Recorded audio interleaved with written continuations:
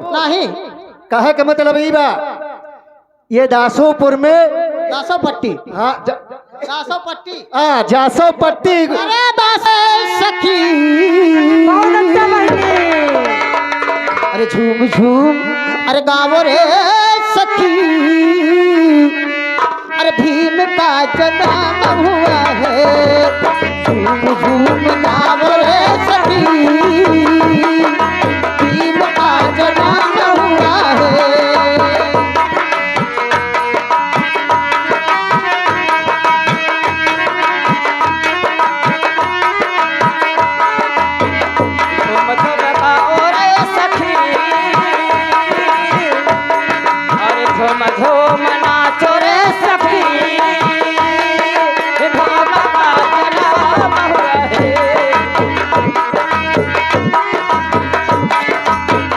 झूम झूम नाम रे सखी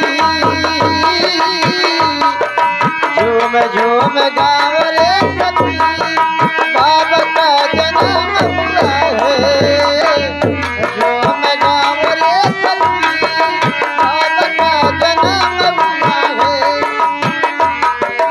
झूम झूम झूम झूम झूम झूम गाव रे सखी झूम झूम गावो रे सखी भीम का गाव रे सखी बाबा का जन्म हुआ है झूम झूम गाव रे सखी भीम का जन्म हुआ है।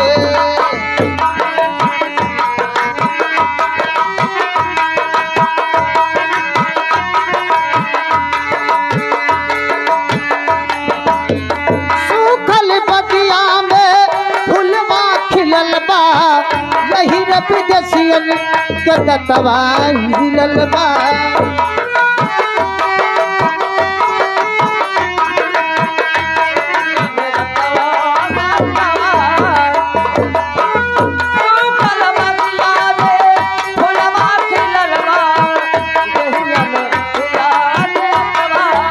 ए बहनी आज हमने के जगावे खातिर बी.आर. अम्बेडकर ने जन्म लिया है लेकिन का करबो बहनी कुछ लोग ऐसे हैं जो मानने के लिए तैयार अभी भी नहीं है। ओ यही रे सूखल बगिया में फुलवा खिलल बा यही रे विदेशियन के दतवा हिलल बा। बगिया में फुलवा खिलल बा यही रे विदेशियन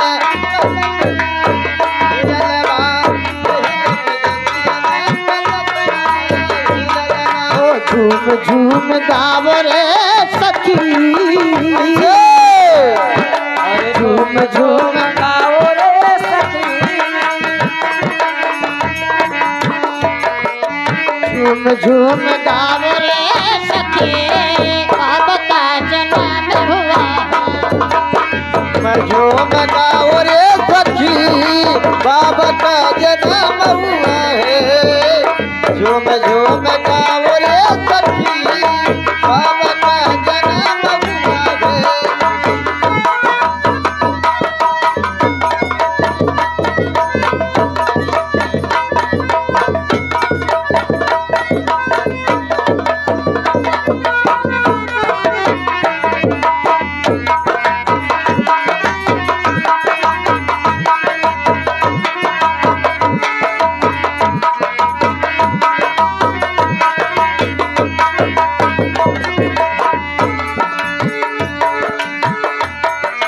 झूम झूम नाचो रे सखी झूम झूम नाचो रे सखी भीम का जन्म हुआ है। झूम झूम नाचो रे सखी भीम का जन्म